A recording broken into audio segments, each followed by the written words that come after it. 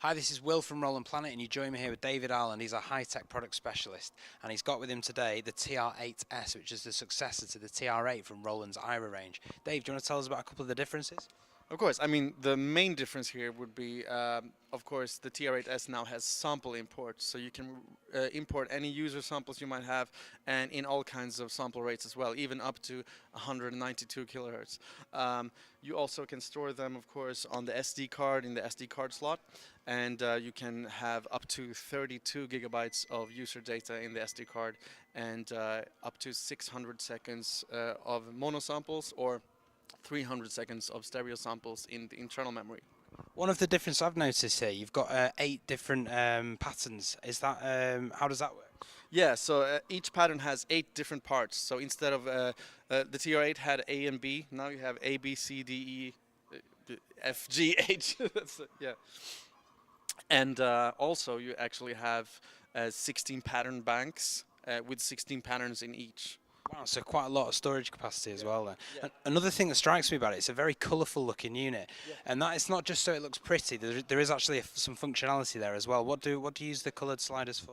Yeah, so the color sliders are basically have assignable colors that you can have kit specific. So each kit can have a completely different color configuration. So let's say, what I like to do, for instance, is if I use just the internal sounds, I put them all on red, and they will just be kick, snare, and so on. But if I have a vocal sample, let's say, I might want to make that one green or yellow or something, so to make it stand out. So I'll remember the vocal sample is on that track, and the bass is on that track, and so on. So that's really useful as well, and of course it does make it look pretty, which is always a bonus. One thing I think people are going to be really interested in is how it integrates into like a bigger system of different instruments. So what's the connectivity like on this? Yeah, of course, plenty of connectivity. So of course you have the standard MIDI in and out. You have the standard USB MIDI and audio interface, which also connects to the MX1 via AIRA link. So that means you get MIDI and audio and everything just through the USB cable into the MX1 mixer. Built-in audio interface with separate channels for everything, but also 6 assignable outputs. Apart from the normal master output, you have 6 assignable outputs, and they can all send out different groupings of instruments if you wish, or just separate instruments, or even you can use them as a trigger output. So you can have up to 7 trigger outputs because you have the 6 extra outputs, but also a specific trigger output. So that gives you a total of 7 trigger outputs if you wish. And trigger outputs are really useful for all types of, Eurorec gear, even some of the Roland boutique products, and various other types of sequencers and stuff that have trigger inputs. Wow, so this is excellent, and it can really integrate well with other hardware as well then. So that's great. Let's talk a little bit about the effects on this as well. Yeah, there's a big effect section actually, because of course you have the send and returns, which are the delay section and the verb section, but also you have a master effects, which has an assignable controller and an on-off switch. And also each single sound in a drum kit has its own insert effect, so you can put a distortion on the kick and a bit crusher on the snare and so on. Okay, so as you can see, there's some great features with the TR-8S. It integrates well with other hardware. Let's hear how it sounds. Okay, so let's have a look at how easy the TR-8S sequencer is to use. We'll start with TR-rec mode, so that's basically just step recording, and we're on part A. We have 8 different parts here. We're on part A, and I'll just choose the kick and put a couple of kicks in. There we have our kicks. I'll put some claps on. And also you can see the low tom slider here is orange, and that's because I made it orange so that I can remember that that one has a bass sound on it. So we'll record a couple of basses there, tweak the sound a little bit. I've actually assigned the cutoff filter to the control knob here, so I can easily control the cutoff filter of the bass, and also record it with the motion recording here. So now you can hear, when I turn it on, you can hear the cutoff filter moving a little bit. We'll do it a bit more actually. Like that. Right, we can also tweak the decay back and forth during the motion recording as well.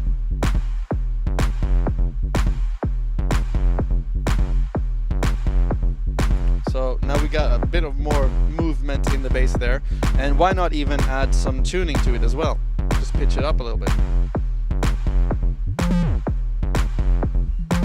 So now we got a nice little bass line going. Let's go to the ride here, and I can actually record the ride live just by pressing this velocity sensitive pad right here. Like that. And you can also play live by just pressing the instrument button. If you go to instant record, you can press them here and use these as little pads. You can even double trigger sounds with the sub-step button right here. This means it will actually just re-trig the sound and you'll get a faster hit like 30-second notes, like that.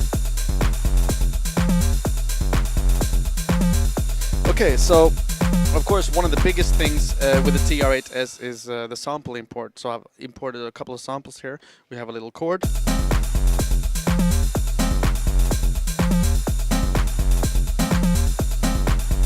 And we have a vocal sample as well. And I've assigned a filter to the vocal here. Put another one. We can also record the filter of the vocals, of course. Like this. Now, one of the nicest things with the TR-8S is that you can record a second part whilst you're playing back the first. So this means I can go to part B here, and I'm going to clear that up, and I can record something completely different. So let's say I want to do a little snare fill, something random like this, and we'll play back A. Maybe I want to add some claps to that B part as well. Maybe re-trig the vocal sample a bunch of times, like this. Okay, so now I'm ready with B. I can go home to B whenever I feel like it,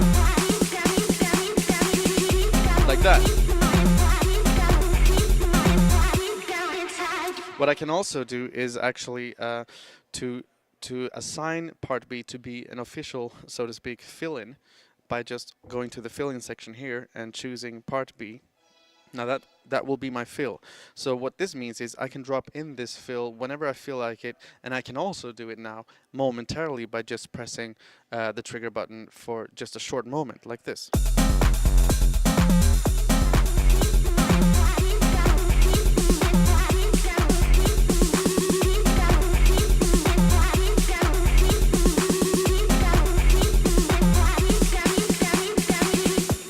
Like that. So it's a really great performance tool because you have all these things that you can do whilst playing something else back. So you can start a gig from scratch and then just build up the parts individually whilst you're playing. So really convenient.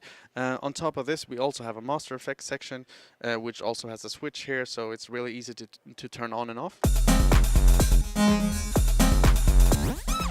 And it also has its own assignable control knob as well.